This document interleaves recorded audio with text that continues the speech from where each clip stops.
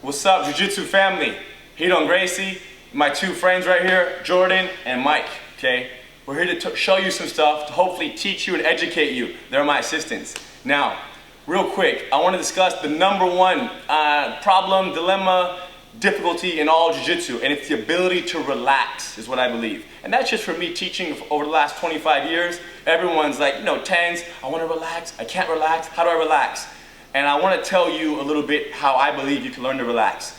Number one is this, is first we have to realize that this ego of ours, our ego, we want to be the best, we want to dominate, and this is going to fall into what I'm going to say right now next, is that when we spar and you land somewhere inferior, a defensive position, naturally you're a little bit like, man, I'm not so familiar with this position, and it's a little scary, and that fear of what can happen and that unknown causes a little bit of you getting tense, and then that is dangerous, and that's you not relaxing. So the reason why you are tense is because you're programmed to fight to win. Since you're little kids, when you're like 7 years old and you won a soccer game or you got an A in your test, your parents, especially your mom, like, well, you scored the winning goal, you're the champ, let's go buy you ice cream. And that kind of treatment makes you want to win again, and you win again. So what happens is when you step on the mat, you want that praise, you want that victory. And how you get the victory is you go forward and you attack and you dominate, and hopefully you submit your training partner.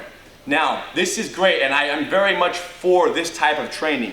Now, this keeps us from growing in certain areas, because if I'm always trying to dominate him, I'm not preparing for what? When I end up in the inferior position. I'm not preparing for the times where I wish I was more relaxed. And when do I want to be relaxed? Not when I'm under somebody who's 145 pounds, but when I'm under somebody who's 220 pounds, I need to relax. Why? Obviously, you want to be efficient. Jiu-Jitsu is efficiency. So this idea of being under somebody and going crazy and fighting to get out is cool, and it flies with so many people and it works a lot. But there will be a day where it fails. And that's because you're not using the right technique, you're not waiting for the right time, you're not being efficient. And my answer to all of this is to keep you from getting tired and from wasting energy, is to build more understanding and more knowledge of these inferior positions. Now, because we don't want to lose, I feel like everything that I have to say about how to make you more comfortable and more relaxed underneath is gold. And what I'm going to tell you is this: if you want to be good under someone, you should dedicate half of your training time to being in all positions. I'm talking about when you roll, you need to keep it playful. And what does that mean? Exactly. It means that when you roll, I allow Mike to take my back, I let him choke me, I let him side mount me, and then I'll try to escape in a dangerous way that might expose an arm lock. No problem, I'm experimenting, I'm becoming a scientist. Now, at the same time, when I mount him, I don't have to hold him down 100%. I'll hold like 60% to allow him to escape. Because I want him to escape, because I want to allow movement, right? I want to allow change in positions. We can either A, go through 20 position changes in 5 minutes, or we can go through 4 or 5. Which one will allow me to learn more, which will therefore affect me in a manner to where I'll be more comfortable and not so fearful and in this position of unknown. Obviously, the playful manner. Now, I said do this only 50% of the time. And the other 50% of the time, I should go 100%. I'll roll with Jordan, and I won't let him escape my side control. I'll take everything and give nothing. I'll dominate, I'll hold positions, I'll tap him out. I won't submit him and leave a little opening for escape. I'll catch it to go for the kill. Now, to help the difficult part about Jiu-Jitsu is that students don't do which one of these. Which one's harder to do? The playful or the keep it real? Playful. The playful, obvious. Now, the reason you don't do the playful is because you're looking for that, like, yeah, I just won, I'm doing good. Now, I find that I'm doing good and I feel good about myself even when I'm playful. And the reason why is because when I let him have my back, or I let him have me in an arm lock, and I escape, right? Or I don't escape. I pat myself on the back for putting myself in a bad position, and I pat myself in the back for escaping, or if I lose, for just putting myself there, who knows? But no matter what, I find something to praise myself for. So my praise comes from within and not my instructor who's standing over my shoulders saying, hey, good submission, and that's pretty much the only way you get a good job. Got it? So no matter what, you gotta find praise and, I guess, success in that training, in that 5-minute roll. Now, people don't keep it playful because they want praise that they get from keeping it real, and they dominate and they smash, they do good. So we solved the problem. I find praise in both, but still it's going to be tough for you to find praise on the playful side. So I created a coin, okay? This is the coin right here. You can't read it from there. I'm going to show you in a second. Check this coin out, come up close. Now, on one side of the coin, it says, keep it playful, of course. And on the top it says, the movement dedicated to movement. I believe that there are a movement of students who train Jiu-Jitsu who are a little bit in this pursuit of a certain flow and a cooperativeness, right? And helping each other and building reflexes and sharpening each other's swords. And that's huge. And I feel like this movement of people at all costs will create movement when they're training. If I mount Jordan and he can't escape, I'm gonna allow him to escape, just for movement. Now on the bottom it says, learn to move and move to learn. Obviously, we need to all learn to move better, and when you move, clearly you learn. Now, on the flip side of the coin, of course, it's gonna say, keep it real. Now, when I keep it real and I decide to mount Jordan, I'm gonna take everything and give nothing. I will not let him escape my mount, and I'm gonna take any arm lock, any choke that I can see, and even the ones I can't see, I'm just gonna make it happen. Now on the bottom it says, this is advice for Jordan and for Mike. The advice is that they better tap fast, tap early, and tap twice. Don't just tap like this when you're sparring. You need to double tap to confirm that you lost. Now, what's the point of the coin? It's a solid coin right here. Feel the coin. You heard that? It's a solid coin. Now, the point of the coin is that when you spar, we always go hard. So the coin is designed to force you to flow. So when we flip the coin, keep it real. And now we're gonna spar, him and I, for 1 minute right now. You see that? And when we spar for 1 minute, what am I gonna do? I'm not gonna give him anything. I'm not gonna hurt his arm though, right? I'm gonna catch an arm lock and practice control still. But the point is that I don't allow him to escape my mount. I don't allow him to pass my guard. I make him work harder. I go for sweeps 100%. And then after that round is done, the teacher, the coach, flips the coin again. Keep it real again. The next round is keep it real again. What are we gonna do? We gotta follow the coin. Okay, it's a law now. So now, new training partner, Jordan and I, keep it real. He's gonna get tapped 2 or 3 times, but it's okay though, he's gonna learn from that. There is value in getting smashed. But if he gets smashed every day, breakfast, lunch, and dinner, he's gonna quit. And I can't afford for you to quit because Jiu-Jitsu is so valuable, it's so priceless to have part of your life. I don't want you to quit. So I'm gonna flip it again. Keep it playful. Now it's like, okay, finally, fine, okay. And now everybody who is like, a little older, or even people who are very advanced, who wanna practice new things like myself, I can let him take my back. And now I can say, you know what? Let me practice my back defense to get ready for when Henner gets my back. You see what I'm saying? I'm using him to make me better and to learn to be more relaxed and build more understanding. And then we flip it again. You got the idea. Keep it playful again. So we don't know where it's gonna land up, but the point is that now you are being forced.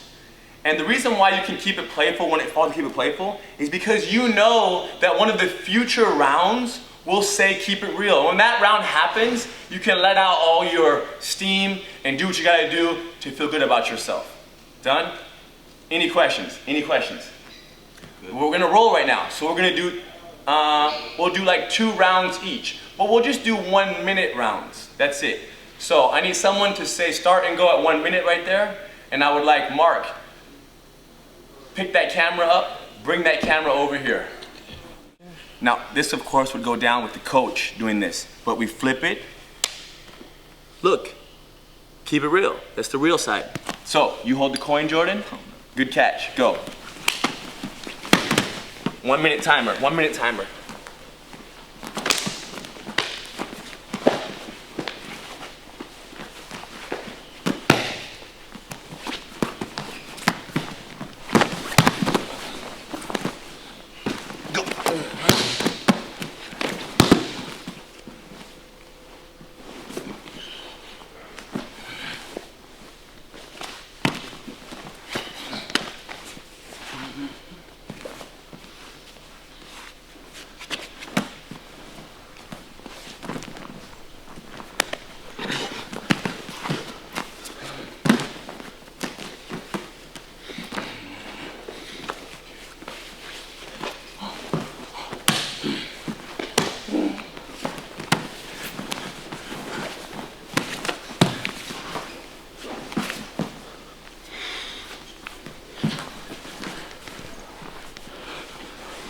Time.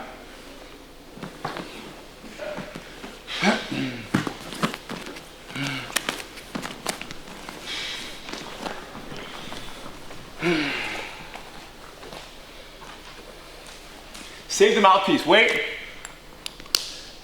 Keep it playful. Okay, we're good.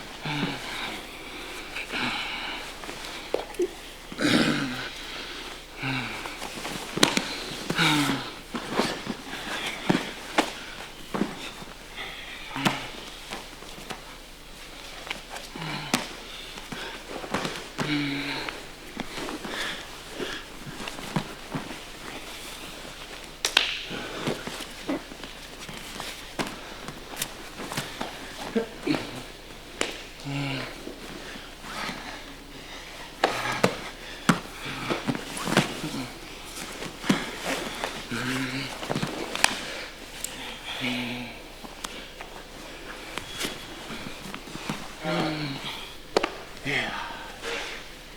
Coin.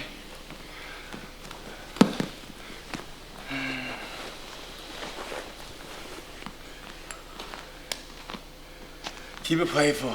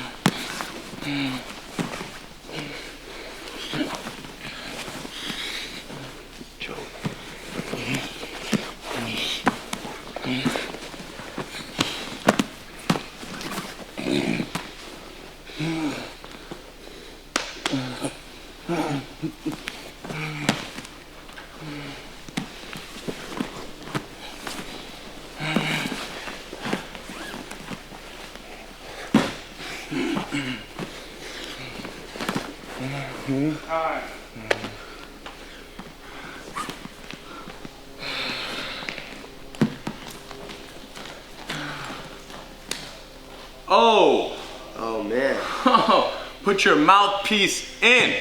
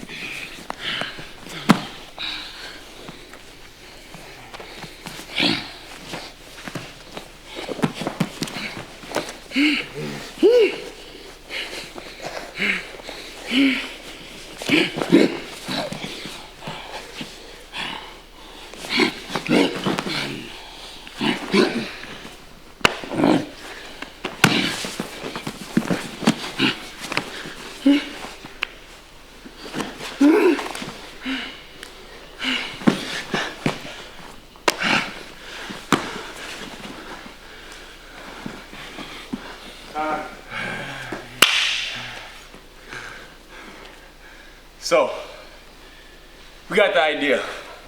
You didn't really need that explanation like that, but maybe some of you did. But the important thing right here, real quick, is this.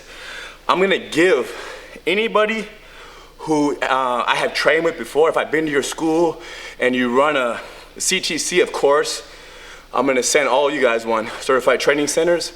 But anybody who is not a certified training center, who's just like schools that I have visited, that are black belts, purple belts, whatever belt you are, and you run a school, I want you to have one of these. So I'm gonna send it for free if you send me a picture of me there at your school with the group, whatever, with the group class, whoever I was there with, even if it's just you and I training, because I would like it would be cool if your students could really learn to do both sides of this type of training. I really believe it'll have a huge impact in their growth. So when they hit black belts, they're more prepared and just more well-rounded than some black belts are today, who for their life don't know what to do and are uncomfortable on their backs underneath somebody.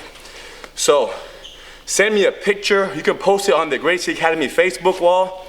Don't send it to my Facebook, please, but you can send the picture in the mail, like print it out, would be amazing, a cool little picture. I'm gonna put them all together. And when you do that, send your address also. Let me know kind of when I was there and whatever, and the coin is on its way to you. And then you run your group class. You say, everybody pair up, you flip it, and they roll. Playful, real, and you alternate. You do 40 minutes of sparring based off this.